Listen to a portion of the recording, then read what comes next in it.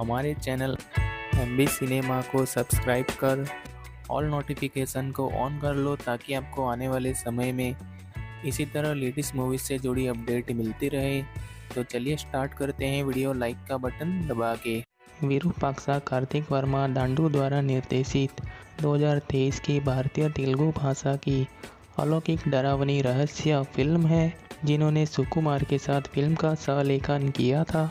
Film का निर्माण क्रमशः श्री वेंकटेश्वर सिने चित्र और सुकुमार राइटिंग्स के माध्यम से भी VSN प्रसाद और सुकुमार द्वारा किया गया था। इसमें साई धर्मतेज, संयुक्ता मेनन, सुनील राजीव कनाकला, ब्रह्माजी अजय और रवि कृष्णा प्राथमिक भूमिकाओं में हैं।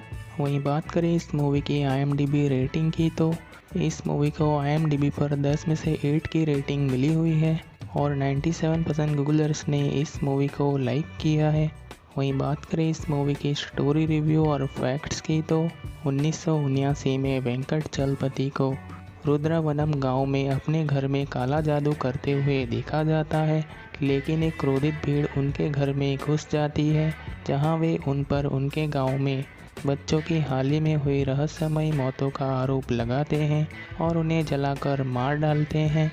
चलपति की पत्नी पूरे गांव को यह कहते हुए श्राप देती है कि 12वें वर्ष में गांव नष्ट हो जाएगा।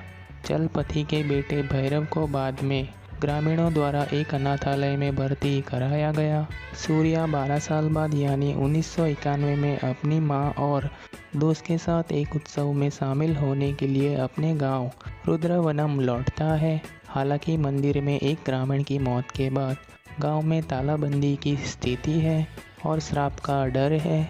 गांव का पुजारी 8 दिन का तालाबंदी करता है, जहां किसी को भी गांव में नहीं आना चाहिए और साथ ही साथ कोई भी धार्मिक अनुष्ठान नहीं करना चाहिए। हालांकि वे गांव के हैं।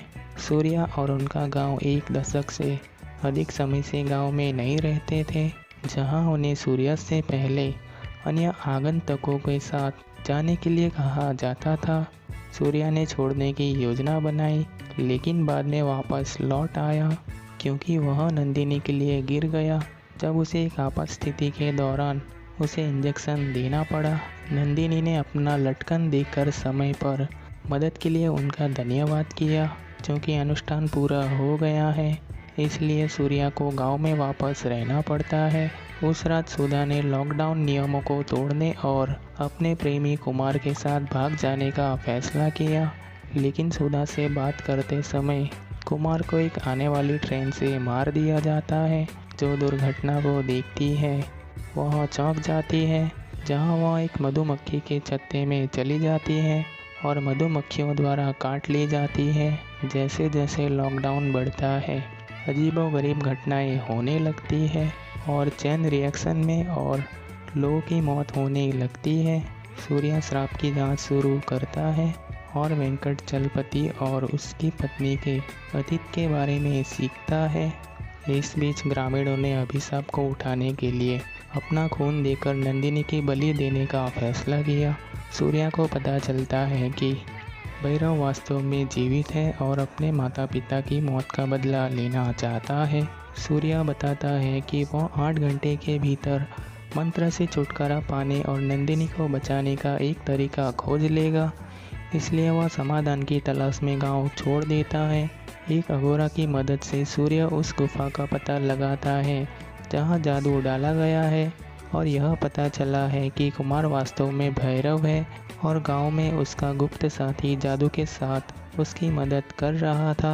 गांव लौटने के बाद सूर्या को पता चलता है कि अपना खून देकर पूरे गांव पर कब्जा कर लिया गया है।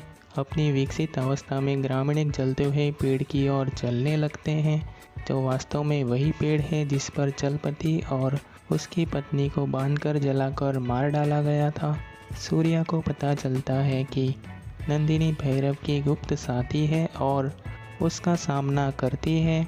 नंदिनी ने खुलासा किया कि उसके माता पिता निर्दोष थे और उसके पिता एक अथर्ववेद अभ्यासी ने अपने ज्ञान का इस्तेमाल बीमारियों और सांपों से लड़ने के लिए किया था, जिसे ग्रामीणों ने उन्माद में दुष्ट प्रथाओं के लिए गलत समझा और उसे मार डाला। नंदिनी ने सूर्या को छोड़ने का फैसला किया, क्योंकि उसके माता पिता की मौत से उसका कोई लेना देना नहीं था। सूर्या नहीं जाता है और गांव की रक्षा के लिए नंदिनी से लड़ने का फैसला करता है। नंदिनी सूर्य पर हमला करने में असमर्थ है क्योंकि उसके पास उसकी लटकन है, जिसकी जादुई शक्तियाँ उसकी अपनी शक्तियों के खिलाफ ढाल का काम करती है।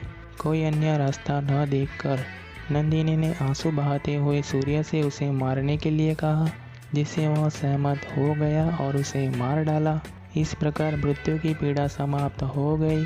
नंदिनी का अंतिम संस्कार करते समय सूर्या ग्रामीणों से अनुरोध करता है कि वे बुरी प्रथाओं के बारे में अपनी वर्जना छोड़ दें।